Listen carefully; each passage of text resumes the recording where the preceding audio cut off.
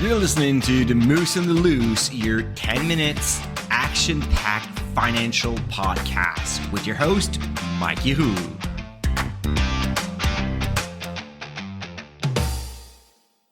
Hey, what's up, Market Moose? Mike from The Moose on the Loose.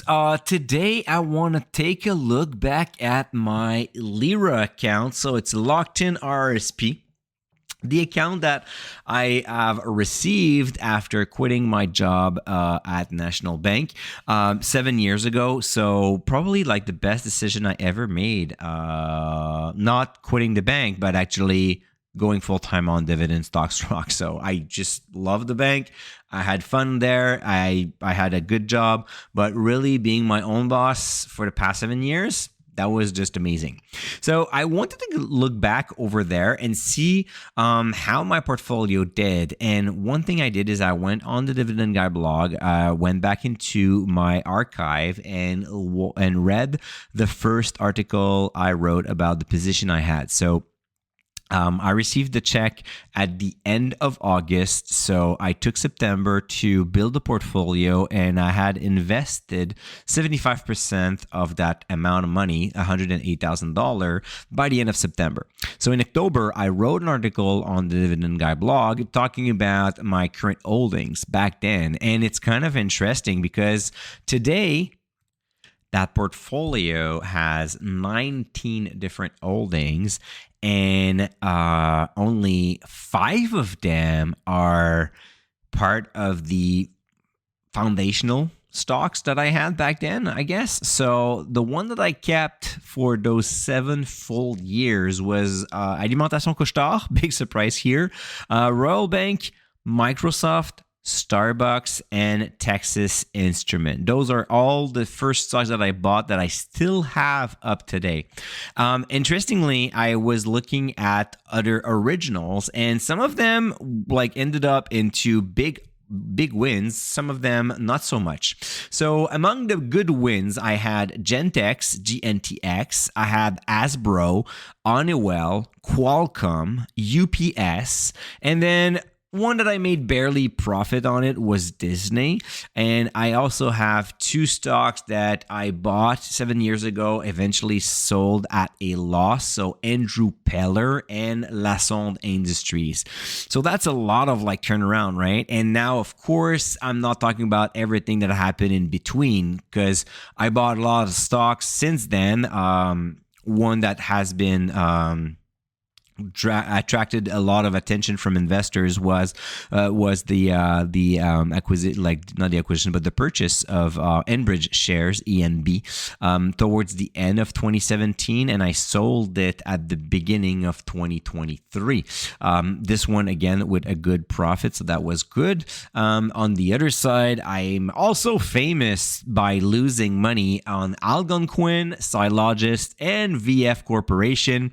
So just to show you that even if you're making money, even if the portfolio returns, and we're going to get there in a second, is very solid, you're going to lose money on some of those stocks. The key here is to be diversified. I never say it enough, but I mean, you cannot predict everything. And if Sylogist and Algonquin and VF Corporation, or even Andrew Peller or Lassonde would have been 5, 10, 20% of my portfolio, well, of course, I would not be able to show similar profit as I am right now.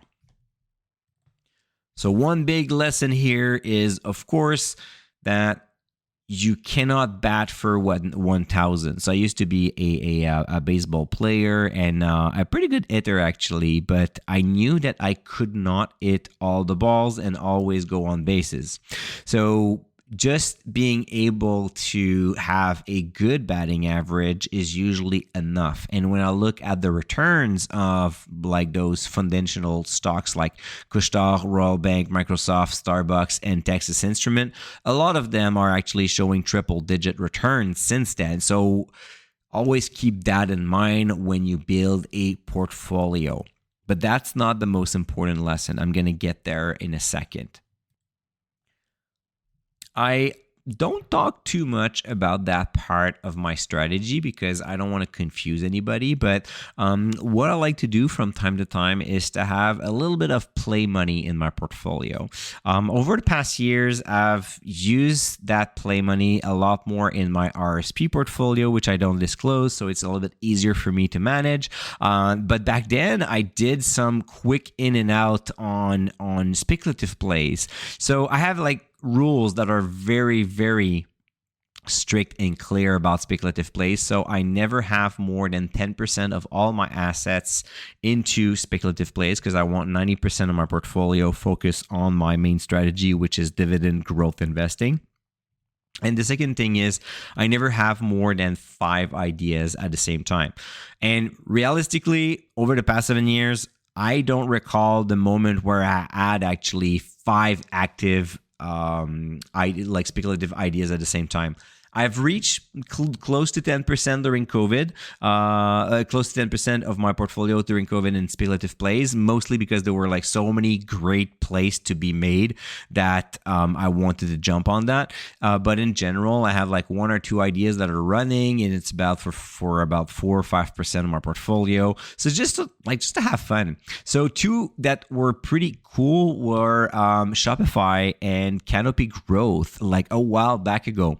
And I found that those are really interesting because both of them I made some very good profit on it. But once I hit about 50% return, I just put a stop sell on those to protect that 50%. So I was super happy about the result. I went on vacation, and when I came back, both stocks went down and triggered those sells. So I was able to protect roughly 50% profit on both trades. But of course, I would have made a little bit more if I had waited because they bounced back. But if you look at them today, of course, that was probably like a pretty good idea to have those stop sells on speculative plays, just to make sure that once you have a good idea and it pays off, you actually cash on it. Now, today, after 7 years, my portfolio is up about 150%. So my amount, it fluctuates all like from day to day, but I'm getting closer to $275,000, which is pretty cool, especially counting for the fact that I have half of the portfolio in Canadian stocks and the other half in the in US one. Like right now, the US one's probably a little bit bigger than the Canadian part, but I try to maintain it around 50-50 all the time. So my benchmark is always half of the Canadian market, half of the US market. So doing pretty well. I'm super happy about it. And here's the big lesson then.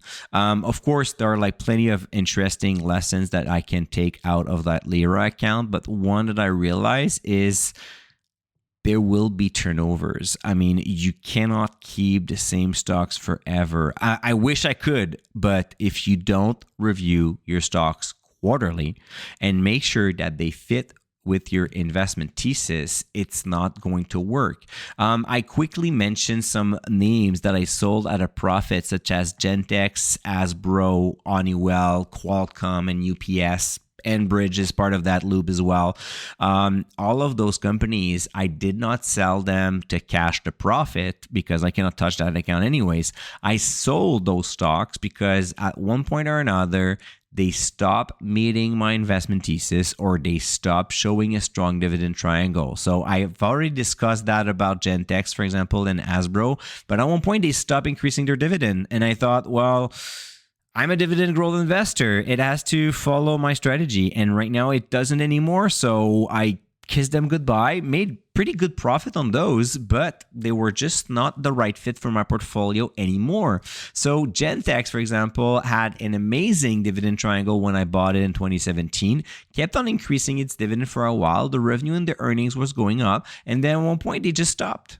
So that company has no debt. It's a pretty solid company, and I wish I still had it in my portfolio. But unfortunately, it was just not the right fit in terms of strategy. And I believe it's more important to be 100% align with your strategy and know exactly what you're doing and why you're doing it than trying to make a long list of exceptions. Of course, 1 or 2 exceptions could be made. That's the definition of an exception, right? But if at one point you have like 15, 20, 25% of your portfolio that do not qualify inside your core investing strategy, well, you have too many exceptions, and then your strategy is actually making exceptions. That's the strategy now. So always review your portfolio quarterly. Make sure that each holding matches the investment thesis and the numbers to ensure that you have a very strong and healthy portfolio. All right, Moose, I hope that you have enjoyed this one. Tomorrow, we are Business Friday, and we're going to talk about working from a place of abundance. And what the hell does that mean? All right, take good care and stay invested. Hey, welcome to the disclaimer. If you're listening to The Moose on the Loose, you cannot really expect me to give you buy or sell recommendation or financial advice, right? You're here for fun, you're here for information and some entertainment. But I am not your financial advisor, I am not your broker, so therefore I'm not liable if you're losing money after listening to the podcast. If you're looking for some advice, go see a professional. If not, you can enjoy the show and do your due diligence after it.